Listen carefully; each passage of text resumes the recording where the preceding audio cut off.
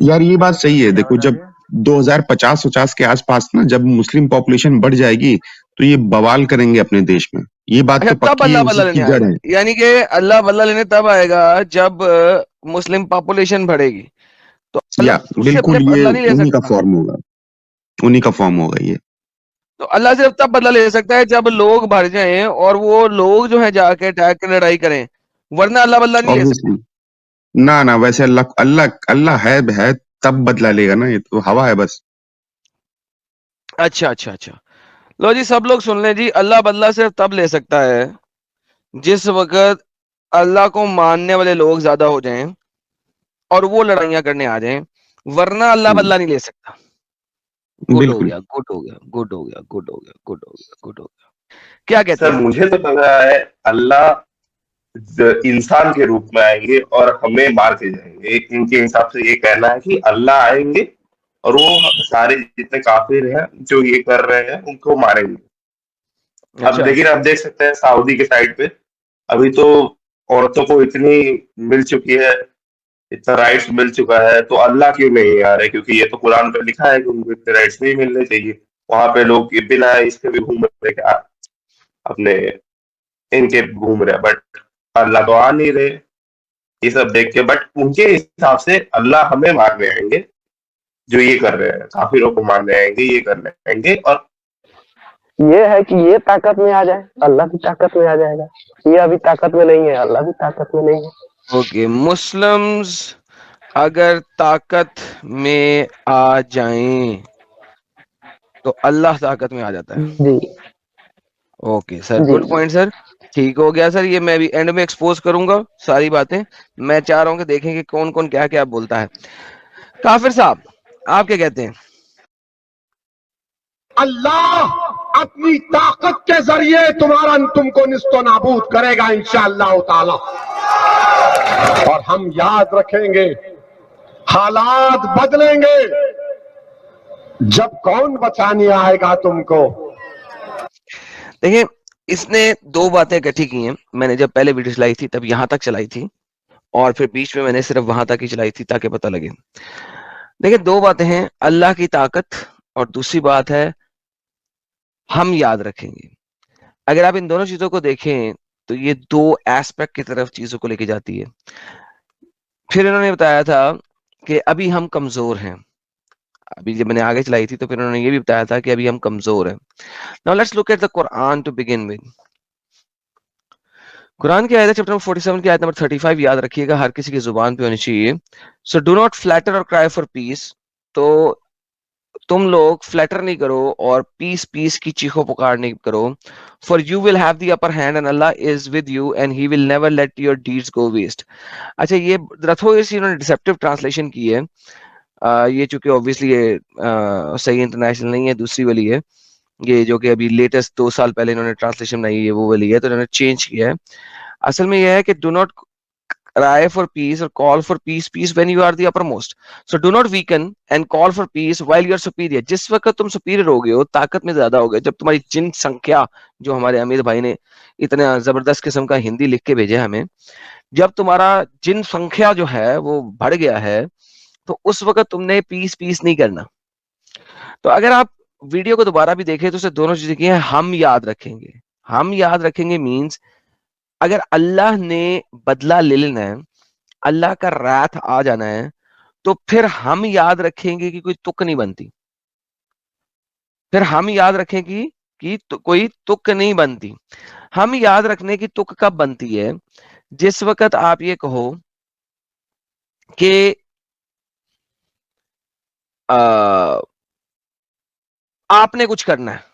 जब आपने कुछ करना है ना, तो फिर आप कुछ याद रखो। अच्छा, इसके लिए मैं आपको अब अगली आयत पे लेके चलता हूं। कुरान चैप्टर नंबर 3 की आयत नंबर 124 और 125। ये भी बड़ी याद रखने वाली आयतें हैं दोनों। ये दोनों आयतें भी बहुत याद रखने वाली हैं। याद रखिएगा, आपको पता लगे जो 33% का लफज आया क्यों आया। लोग क्यों कहते हैं कि जी कम से कम 33% मुसलमान हो गए तो फिर देखो ये क्या आशिर करेंगे, क्योंकि कुरान की आयत है। कुरान कहता है, एंड अभी जब आपने बिलीवर से कहा कि it is not sufficient for you the you Lord should reinforce you with 3000 angel send down. Allah तुम्हारे लिए 3000 एंजल भेज देगा। फिर गेम खराब हो गई। लोगों ने कहा नहीं 3000 एजेंट कम है, तो अल्लाह ने कहा नहीं नहीं मैं 5000 एंजल भेज दूंगा। ठीक है, अब मुझे बताएं कि 3000 एंजल्स की ताकत चाहिए या 5000 एंजल्स की ताकत चाहिए, या ये दोनों ताकतों का कोई तायुन बनता है कुरान में किसी भी और तरीके से, किसी भी और चीज से? बस फालतू की बातें लिखी हुई हैं जी। 3000 कम नहीं, पड़ गए, फालतू बात नहीं 5000 भेज लिखी, दिए। फालतू की बातें नहीं है ये बड़ी इंपॉर्टेंट बात है ओके। और समझने वाली बात है। क्यों समझने वाली बात है? हम्म, देखिए, अगली अगली एक और आयत लेके आता हूं आपके पास, फिर आपको समझ लगेगी क्यों। इसको अब यहां से देखें, चैप्टर नंबर 8 की आयत नंबर 65 से देखें। O prophet, motivate the believers to fight. If there are 20 steadfast among you, they will overcome 200। Sir इसका क्या मतलब हुआ है, कितने परसेंट हुआ? यानी कि 10 जो है 100 पे हावी होंगे, यानी एक जो है वो 10 पे हावी होगा, 10% राइट? होगा। 20 अगर 200 पे हैं तो 10% अगर आप हो जाओ तो आप हावी हो जाओगे। लेकिन प्रॉब्लम ये हुआ कि लोगों ने कहा अल्लाह पागल हो गया, हम 10 बंदे 100 से कैसे लड़ेंगे, तेरा दिमाग खराब है। तो अगली आयत आ गई। अगली आयत क्या आती है? Now Allah has lightened. अगली आयत में अल्लाह ने कहा, अल्लाह ने मैं कहा मैं कम कर देता हूं, तुम्हारा वजन कम कर देता हूं for you. He knows that among you is weakness. तुम लोग बड़े कमजोर है यार। यार मुझे जब पहली आयत भेजी थी ना, तो अल्लाह को नहीं पता था कि तुम लोग बड़े कमजोर हो, तुम 10 100 के साथ नहीं लड़ सकते यार। नहीं है। अल्लाह ने कहा वीक करता हूं। So if there are among you 100 steadfast, they will overcome 200। कितना हो गया जी? 50%। 50% हो गया। 50%, राइट? अच्छा, अब इसका मीडियन कैसे निकाला गया कि 313 जो थे ना बदर में, 313 इन बदर, वो 1000 के साथ लड़े थे और 1000 पे फतेह हुए थे। That brings it to 33%, right? 313 ने लड़ाई की थी बदर में 1000 काफिरों के साथ। अच्छा, 31.3% वहां पे हो गया जब ये तो।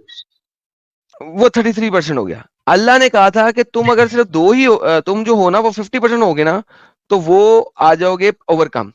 लेकिन बदर में बकौल इनके फरिश्ते भी आए थे लड़ाई करने के लिए। ठीक है, तो चूंकि फरिश्ते भी आए थे, तो अगर फरिश्ते नहीं आने चाहिए तो 33% तो बेर मिनिमम होंगे, तो अल्लाह की ताकत भी साथ हो जाएगी। बदर 33%, 33% होंगे, तो बदर कितना अल्लाह की ताकत आ जाएगी, फरिश्ते भी आ जाएंगे। 50% होना है तो वो स्टेडफास्ट नहीं होंगे, इस तरह के होंगे जो कमजोर ईमान वाले हैं, वो 50% होंगे। So now this is the reality. अगर आप इन तमाम आयतों को पकड़ के देखते हैं तो जनसंख्या is the main power of Allah. तो हमारे पास आज जितने भी मजाक वाले भाई लोगों ने बातें की थी वो सेपरेट रख लें। जो 4 बातें जो जबरदस्त थी वो थी कि 15 मिनट की रिपोर्ट हटा लो, तो देखो इसका मतलब है क्या कह रहे हो कि अपनी फौजें पीछे कर लो, फिर देखो हम क्या करते हैं, हमारी ताकत देखनी है ना, तो ठुल्ले डालो। नंबर 2, मुस्लिम अगर ताकत में आ जाएंगे तो अल्लाह की ताकत है। एक और भाई ने कहा था आज के स्ट्रीम में, एग्जैक्टली ताकत में आने का क्या मतलब है? मतलब 2-3 तरह के हैं। या तो वो किसी पोस्ट पे आ जाए ऊंची वाली और वहां पे आके गेम डालें, या वो एज ए नंबर में ताकत में आ जाए। 2 बंदों ने कहा था मुस्लिम बड़ी ब्रीडिंग करते हैं और वो और अपंग रहते हैं, बेहतरीन। उन दोनों के भी आंसर बिल्कुल सही थे। और एक ने कहा था तलवार का दम से वापसी। बेशक, लेकिन तलवार कब चलाएंगे? जब उनकी संख्या बढ़ेगी। और आखिरी था मदियन इस्लाम। मदियन इस्लाम जो एक बंदे ने कहा था, भाई मदियन इस्लाम तब आ सकता है जब आप रूल में आओगे। तो रूल में आने के लिए आपको क्या चाहिए? नंबर 1, सीट, कुर्सी। सीट, कुर्सी लेने के लिए क्या चाहिए? संख्या। So numbers will get you seat, and seat will get you power, power will get you sold, sold will get you मदियन इस्लाम। सो इन एसेंस ये जो उसने 10 सेकंड 15 सेकंड की छोटी सी बात की है ना, ये बंदा बहुत चालू बंदा है। इसने वाकई में इस्लाम को पढ़ा हुआ है। मैंने जब फर्स्ट टाइम कहा था ना कि इस मुल्ले को लाओ, मैंने इसे डिबेट करनी है, मैंने बिल्कुल सही कहा था, क्योंकि जब मैंने फर्स्ट टाइम इसकी वो एक डिस्कशन सुनी थी कोई, एंड आई वाज लाइक यार this guy is a Mulla.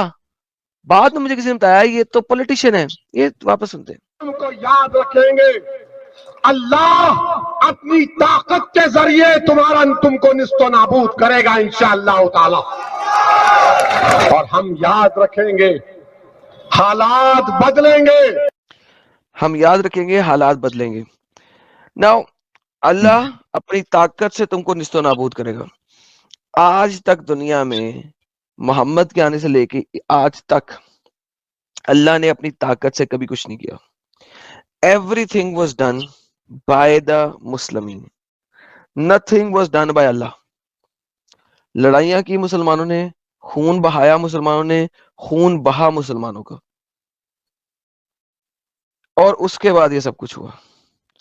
So in fact nothing was done by Allah. तो याद किसको रखना है? याद रखना है मुसलमानों को, और वो याद रखेंगे और वो बनेंगे ताकत। Otherwise there is nothing that they can do alone. Allah cannot do anything alone.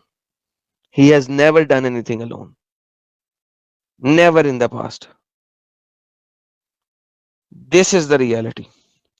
और मैं सोच रहा था कि हमारे पास इतने लोग आए हैं, कोई बंदा एक मुफस्सल जवाब दे दे, लेकिन कोई बंदा किधर जा रहा था, कोई बंदा किधर जा रहा था, कोई किधर जा रहा था। गाइस, ये सारी बातें मैंने आपको अपने चैनल पे बताई हुई है। इनमें से कोई ऐसी बात नहीं मैंने आज की जो आज से पहले मैंने ना बताई हो। और मैं ये सारी बातें क्यों बताता हूं कि आप लोगों को समझ लगे इन चीजों का, आप लोग तैयार हो इस चीज से लड़ने के लिए। आपके जो पुराने योद्धा थे हिस्ट्री के अंदर, वो उनको मालूम नहीं था, उनके इल्म में नहीं था, उनको पता नहीं था। वो हारे क्यों थे? वो हारे थे इसी वजह से, because they did not know their enemy. उनको अपने एनिमी का पता नहीं था। That is why they lost. आप क्यों लॉस्ट करना चाहते हैं? आप क्यों लूज होना चाहते हैं? आपके सामने जो लोग बैठे हैं वो कुछ ऐसे हैं। ये जंग जारी है, मोदी इंशाअल्लाह हम ये जंग लड़